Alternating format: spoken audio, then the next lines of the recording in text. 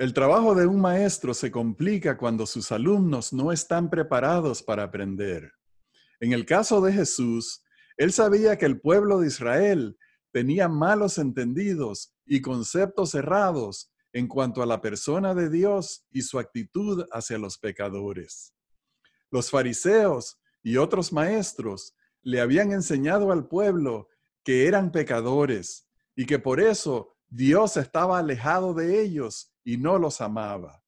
Es decir, los fariseos mantenían al pueblo en ignorancia del verdadero carácter de Dios. Y estando en esta condición, Jesús no podía enseñarles el evangelio efectivamente. Por esto, Jesús decidió comenzar enseñándoles los rudimentos del conocimiento de Dios. Este es el estudio de hoy. No se retiren, que ya regresamos.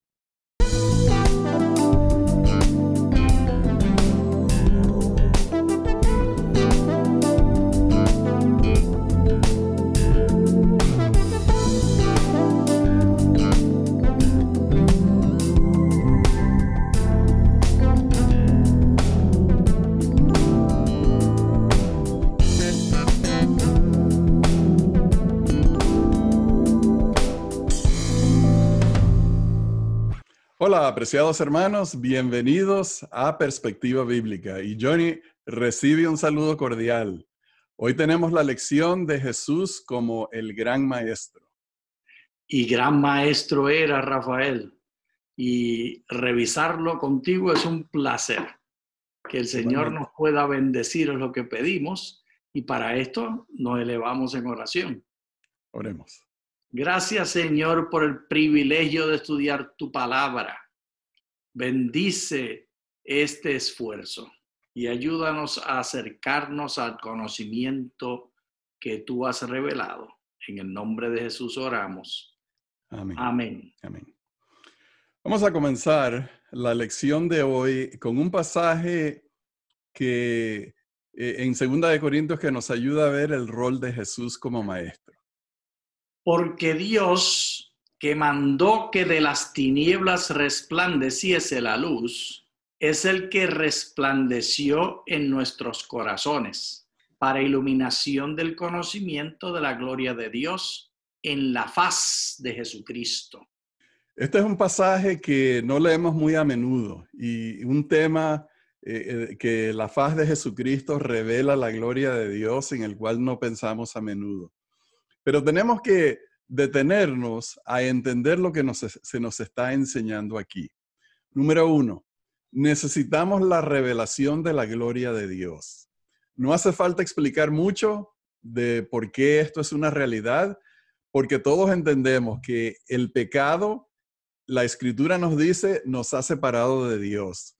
Debido a esta separación, debido a que estamos enfocados en las cosas del mundo y no estamos enfocados en las cosas de Dios porque no estamos en su presencia, desconocemos mucho de Dios, somos ignorantes de quién es Dios, cuáles son sus propósitos, cuáles son sus actitudes hacia nosotros, excepto que a través de Jesús y a través de las Escrituras recibimos ese conocimiento.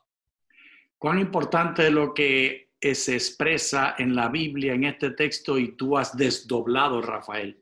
Y la preocupación número 1 es que no es por falta de interés de Dios que estamos en esa separación, porque el Espíritu Santo continuamente nos está hablando en nuestras conciencias, pero los seres humanos le damos la espalda. Es como el esposo y la esposa que están todo el día juntos y aunque tienen proximidad física nunca se hablan y no se entienden ni se conocen el uno al otro, ni saben quién es el vecino más inmediato. Que el Señor nos ayude a no dejarnos caer en esa trampa del enemigo. Y Johnny, posiblemente lo más triste es que debido a esa separación del pecado, la Escritura dice que inmediatamente Adán le tuvo miedo a Dios y se fue a esconder.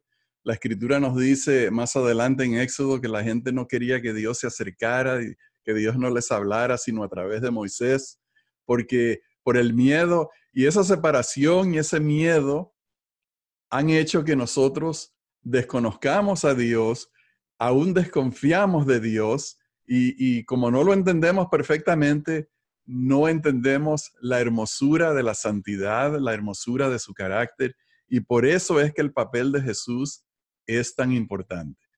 Y vamos a ver cómo lo puso Jesús. ¿Cuál era su misión? Si me conocieseis, también a mi Padre conoceríais. Y desde ahora le conocéis y le habéis visto. Felipe le dijo, Señor, muéstranos el Padre y nos basta. Jesús le dijo, tanto tiempo hace que estoy con vosotros y no me has conocido, Felipe. El que me ha visto a mí, ha visto al Padre. ¿Cómo pues dices tú, muéstranos al Padre? ¿No crees que yo soy en el Padre y el Padre en mí? Las palabras que yo os hablo, no las hablo por mi propia cuenta, sino que el Padre que mora en mí, Él hace las obras. Creedme que yo soy en el Padre y el Padre en mí. De otra manera, creedme por las mismas obras. El desafío que Jesús establece ante los discípulos, cuando Él les indica que deben ver al Padre en Él para conocerle, es el mismo desafío que nosotros tenemos hoy. Podemos pensar, no, pero Jesús ya no está presente, pero la verdad es que el Espíritu Santo está presente. Y la persona del Espíritu Santo no tiene menos capacidad que la persona de Jesús. De hecho, la persona del Espíritu Santo, o también la llama el Nuevo Testamento el Espíritu de Cristo, o el Espíritu del Padre, de las tres maneras se le conoce, tiene influencia sobre cada ser humano desde el momento de la conciencia hasta a través de la lectura de la Biblia. Pero Rafael, la clave es que la persona de Jesús desdobla las características de Dios mejor que cualquier otra forma, y conocer al Padre se llega mejor conociendo a Jesús, y la obra del Espíritu es recordarnos las obras de Jesús para que podamos comprender el camino al Padre. Entonces, Johnny, yo pienso que eso significa que cada obra de misericordia que Jesús hizo, cada palabra de aceptación, cada perdón concedido, cada persona sanada, cada niño recibido, todo eso revelaba o reveló o nos revela todavía. Creo que de las tres maneras, Rafael. Correcto. Reveló, revela y revelará. Correcto. Todo eso nos enseña quién es Dios el Padre. No podemos pensar que existe una diferencia entre la actitud que vemos en Jesús y la actitud de Dios el Padre. Cuando pensamos en Dios el Padre, podemos confiar de que manifiesta las mismas características que Jesús manifestó en su trato con los seres humanos y en su trato con los discípulos, que es lo que más leemos. Y vamos a ver una enseñanza más de Jesús en cuanto a cómo él llevaba a cabo este trabajo. En aquel tiempo, respondiendo Jesús dijo, te alabo, Padre, Señor del cielo y de la tierra, porque escondiste estas cosas de los sabios y de los entendidos y las revelaste a los niños. Sí, Padre, porque así te agradó. Todas las cosas me fueron entregadas por mi Padre, y nadie conoce al Hijo sino el Padre, ni al Padre conoce a alguno sino el Hijo, y aquel a quien el Hijo lo quiera revelar. Esta es una declaración extraña, Johnny, de que escondiste estas cosas de los sabios y los entendidos. Porque uno pudiera pensar que esa no es la intención de Dios, pero eso es precisamente lo que se nos está diciendo aquí. Y aunque no tenemos el tiempo para desdoblar todo la razón de esto, podemos decir lo siguiente: el conocer a Dios no es un derecho que nosotros tenemos. El tener la revelación del plan de la salvación no es algo que nos toca por derecho. Todas las revelaciones que nosotros tenemos de Dios, todo el conocimiento que hemos adquirido de Dios, es un don que nos ha dado Jesús. Jesús es el gran maestro, Jesús es el gran revelador de todas estas realidades espirituales. Qué correcto, Rafael. Desdoblando esto, aunque sea una sola vez, o mirando el otro lado de la moneda, para decir otra metáfora, este conocimiento no es un conocimiento de información ni de doctrina, es de relaciones. Por eso, aunque tú puedas dar todas las doctrinas y declarar todos los versos que le hablan acerca de esto, si no hay relación, no conoces nada. Como que has estado leyendo la Biblia. ¿Qué? Como que has estado leyendo la Biblia. Ayúdanos, Señor. Sí, bueno, y es cierto porque no hay ningún valor en conocer data. No estamos en un juego de trivia, de trivialidades. Esto es algo muy importante porque se nos está revelando lo que hay en el corazón de Dios, lo que siente Dios, la actitud que tiene Dios para nosotros. Entonces, Jesús tenía la conciencia de que su misión era revelar en su cuerpo, en su actitud, en sus palabras, quién es Dios el Padre. Y una de las primeras lecciones, o tal vez la lección más importante que Jesús reveló, fue acerca de nuestra relación con Dios. Y vamos a leer en un pasaje en Mateo 6 cómo lo puso Jesús. No os hagáis, pues, semejantes a ellos, porque vuestro Padre sabe de qué cosas tenéis necesidad, antes que vosotros le pidáis. Vosotros, pues, oraréis así: Padre nuestro que estás en los cielos, santificado sea tu nombre. Venga tu reino, hágase tu voluntad, como en el cielo, así también en la tierra. El pan nuestro de cada día, dánoslo hoy, y perdónanos nuestras deudas, como también nosotros perdonamos a nuestros deudores. Aquí vemos de manera clara, 2 veces señalada, que la relación que nosotros tenemos con Dios ha de entenderse en el marco, con los espejuelos, desde la perspectiva de padre a hijas e hijos. Eso es lo que Dios es para nosotros. Como creador, es nuestro Padre. Como creador, está en una relación íntima, tan íntima como la del que lleva los genes, es lo progénere del Padre.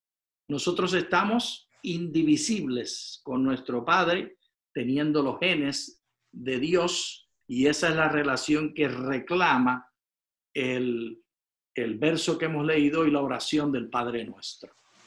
Ahora, Johnny, a mí se me hace que esta enseñanza de que Dios es nuestro Padre no era una enseñanza que el pueblo escuchaba a menudo, porque es relativamente un concepto no conocido en el Antiguo Testamento.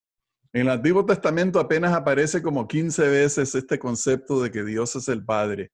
Muchísimas más veces, docenas y docenas y docenas de veces, Jesús llama a Dios el Padre Celestial. Y la reacción de los fariseos al escucharlo a él referirse a Dios como Padre no fue una reacción positiva. Vamos a ver cómo lo pone en el siguiente versículo. Por esto, los judíos aún más procuraban matarle, porque no solo quebrantaba el día de reposo, sino que también decía que Dios era su propio Padre, haciéndose igual a Dios. Es increíble que ellos tuvieran pensamientos homicidas por el hecho de que Jesús estaba enmarcando la relación de Dios con el ser humano, no en una relación de un juez que castiga a un pecador, sino en la relación de un Dios amante que ve a los pecadores como sus hijos. Para ellos eso fue escandaloso y ellos no podían encontrar nada bueno que pudiera resultar de una enseñanza así al pueblo. La realidad es que aún en nuestras iglesias hay personas que lamentablemente le hacen eco a los fariseos y a los sacerdotes con los que Jesús discutió, porque todavía piensan que hablar de Dios es un asunto del lugar público, es un asunto de la corte, es un asunto de la plaza, mientras que para Jesús hablar de la relación con Dios era un asunto de la intimidad del hogar, porque Él es el Padre.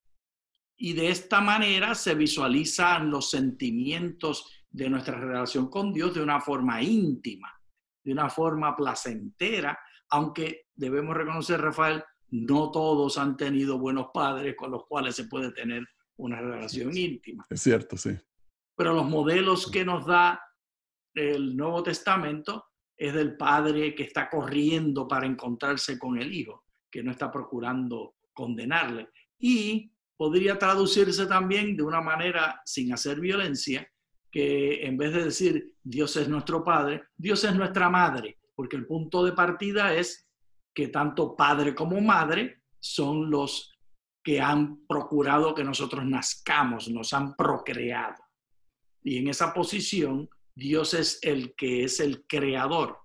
Y si para algunas personas es más cómodo pensar en Dios como madre, no habría ninguna violencia en el registro de la Escritura, porque el propósito no es enfatizar el género en Dios, porque sabemos y entendemos que Dios está fuera de lo que nosotros llamamos género o sexo. Bueno, entonces Jesús comienza a arreglar el pensamiento del pueblo en cuanto a quién es Dios y tiene que añadirle una enseñanza más. Vamos a ir al siguiente pasaje en Mateo.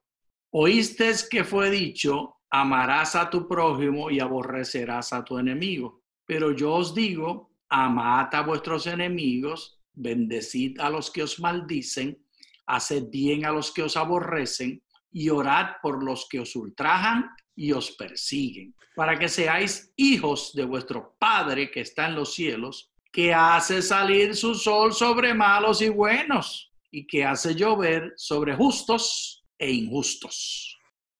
Johnny, entonces aquí hay otro pensamiento hermosísimo, y es el pensamiento de que Dios no está buscando castigarte por tus pecados. Dios tiene un corazón de amor, un corazón bueno que hace salir el sol, la lluvia, da alimento, da vestido, da descanso, da salud, da tantas bendiciones a todas las personas sin importar si son malas o buenas, porque esto nace de un corazón de amor. Así que con esos dos pensamientos empezamos a ver la estrategia que Jesús está siguiendo. Número 1, piensen en Dios como vuestro Padre. Número 2, sepan que Él es un Dios bueno que ama a todos. Es triste que las personas confundan el desagrado que Dios tiene por las acciones de pecado y de egoísmo y no entiendan que el desagrado no es con la persona. De hecho, Rafael, la razón por la cual a Dios le desagrada tanto el pecado, porque le están haciendo daño a sus hijos. Sí. Es como el padre que está observando que una niña de 12 años, para dar una experiencia estereotípica, una niña de 12 años está recibiendo regalitos y atenciones de un muchacho de 25. Y para la niña, el padre es malo porque no le deja recibir los regalitos y no le deja ver a su amiguito.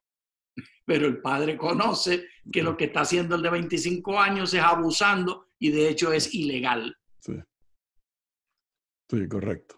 Entonces, bueno, vamos a ver cómo Jesús sigue construyendo su estrategia de revelar quién es Dios y acercar a la gente a Dios. Vamos al siguiente pasaje que ya leímos parte de este pasaje, vamos a continuar leyendo allí.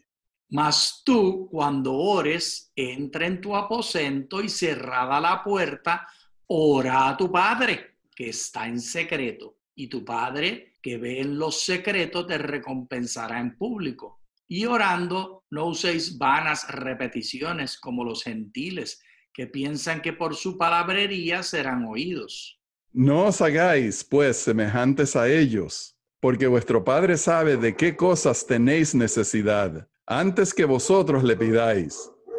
Vosotros, pues, oraréis así: Padre nuestro que estás en los cielos, santificado sea tu nombre.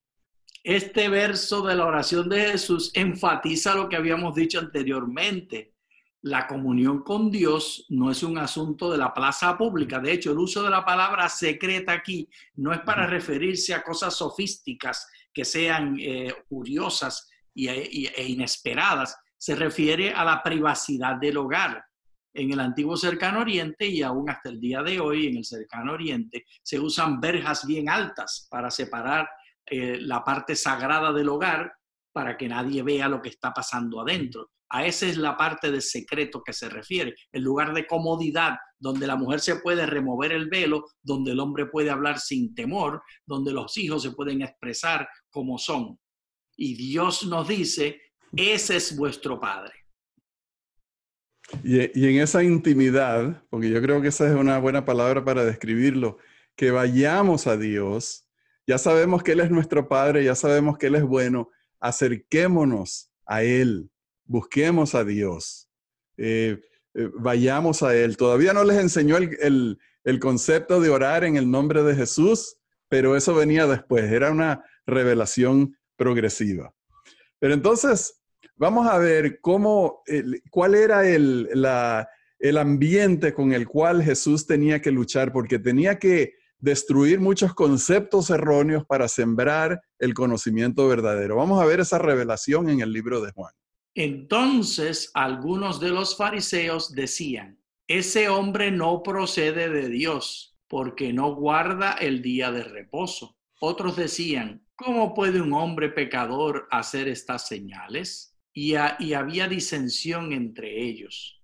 Y le injuriaron y dijeron, tú eres su discípulo, pero nosotros discípulos de Moisés somos. Nosotros sabemos que Dios ha hablado a Moisés, pero respecto a ese, no sabemos de dónde sea. Respondió el hombre y les dijo, pues esto es lo maravilloso, que vosotros no sepáis de dónde sea. Y a mí me abrió los ojos. Y sabemos que Dios no oye a los pecadores, pero si alguno es temeroso de Dios y hace su voluntad, a ese oye. Desde el principio no se ha oído decir algo a alguno que abriese los ojos a uno que nació ciego. Si este no viniera de Dios, nada podría hacer. Respondieron y le dijeron, tú naciste de todo en pecado y nos enseñas a nosotros. Y le expulsaron. Johnny, aquí vemos el ambiente teológico en el cual Jesús estaba hablándole a las personas. No solamente era el tema de que los fariseos estaban dividiendo al mundo convenientemente entre santos, que eran ellos, y los que nacieron en pecado, que eran todos los demás, sino también el problema de que todos los demás se creían esto porque eso era lo que les enseñaban. Ellos no tenían acceso a las escrituras por sí mismos. Y cuando oían que los maestros del pueblo les enseñaban a ellos, entonces, por eso es que este hombre dijo, y sabemos que Dios no oye a los pecadores. Eso se puede debatir porque hay versículos que dicen esas mismas palabras en el Antiguo Testamento, pero eso no es el sentido absoluto de lo que quiere decir ese pasaje.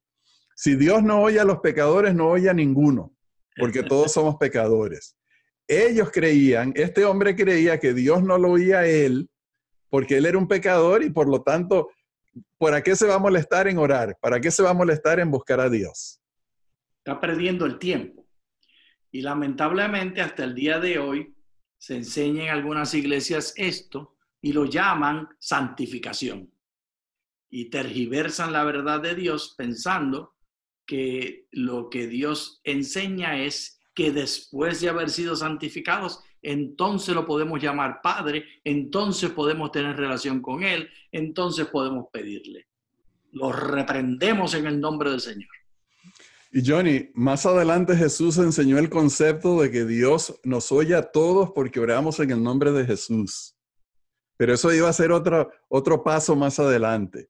El tema aquí era que Él estaba tratando con gente que pensaban que estaban afuera del amor de Dios, afuera de la familia de Dios, afuera de la posibilidad de ser perdonados y ser recibidos. Y por lo tanto Jesús les dio la gran enseñanza que todos conocemos del libro de Lucas, al cual aludiste más temprano. Vamos a leer ese pasaje a continuación. Y volviendo en sí, dijo: ¿cuántos jornaleros en casa de mi padre tienen abundancia de pan? Y yo aquí perezco de hambre. Me levantaré e iré a mi padre y le diré: Padre, he pecado contra el cielo y contra ti. Ya no soy digno de ser llamado tu hijo. Hazme pues como a uno de tus jornaleros. Y levantándose, vino a su padre. Y cuando aún estaba lejos, lo vio su padre y fue movido a misericordia y corrió y se echó sobre su cuello y le besó. Y el hijo le dijo: Padre, he pecado contra el cielo y contra ti, y ya no soy digno de ser llamado tu hijo. Pero el padre dijo a sus siervos: sacad el mejor vestido y vestidle, y poned un anillo en su mano y calzado en sus pies. Y traed el becerro gordo y matadlo, y comamos y hagamos fiesta, porque mi hijo muerto era y ha revivido. Se había perdido y es hallado. Y comenzaron a regocijarse. Qué maravilloso gozo expresó este padre. 3 maneras diferentes expresó el gozo. Primero, él estaba vigilando y con respecto a esa vigilia que tenía diaria, corrió. Esa es la primera acción, el interés manifestado. Segundo, cuando llega a estar con su hijo, que ya de por sí no debió haber corrido, porque eso no le correspondía al padre que tenía el prestigio y toda la reputación que guardar. Y él era el agraviado. Él era el agraviado, exacto. Segundo, cuando se acerca, él lo abraza y el hijo viene apestoso de cerdo. Pero al padre no le importa nada. Y tercero, lo restaura, dándole el anillo, que seguramente el hijo vendió el anillo que él tenía. Así que el padre se saca el de él y se lo pone al hijito y le dice: tú estás restaurado completamente. Y lo maravilloso es que tú y yo somos ese hijo pródigo. Sí. Y esa es la manera como tenemos que entender cómo Dios nos ve a nosotros. Es de conmoverse. Johnny, precisamente tu descripción me ha hecho sentirme, me ha conmovido, porque me pongo en los zapatos de aquella gente que escuchaba esto por primera vez, tratando de penetrar la luz en esas tinieblas, la esperanza en esa desesperanza, la posibilidad cuando ya se habían dado por vencidos. Entonces quiere decir este predicador que yo me puedo acercar a Dios. ¡Aleluya! Y entonces quiere decir Jesús que Dios estaría dispuesto a correr y echarse sobre mi cuello y besarme y recibirme. Y entonces quiere decir este predicador que no tengo que venir con un relato y una excusa y un perdón elocuente para que me perdone, sino que ya me ha perdonado. Y entonces quiere decir que me va a restaurar con un anillo, con calzados, con vestido, y encima de eso va a ser una fiesta. Pues vámonos, compañeros, vamos a acercarnos a Dios. Esa era la luz del evangelio que Jesús, como el gran maestro, estaba iluminando ante los ojos y en los corazones de las personas. Por eso es que Jesús era un gran maestro, porque tomó la gente que estaba en las tinieblas, tomó la gente que estaba en la desesperanza, tomó la gente que se había dado por vencida, los llamó, los levantó y los rescató. Amén. Alabado sea Jesús, porque esa ha sido la misma bendición que has recibido tú, que he recibido yo y todos los que nos están escuchando. Gracias, Señor Jesús. Ven pronto. Y queridos hermanos, con este pensamiento en mente, llegamos ya al final de nuestro estudio de hoy. Les agradecemos por habernos acompañado y les deseamos muchas bendiciones de Dios. Alabado sea Dios.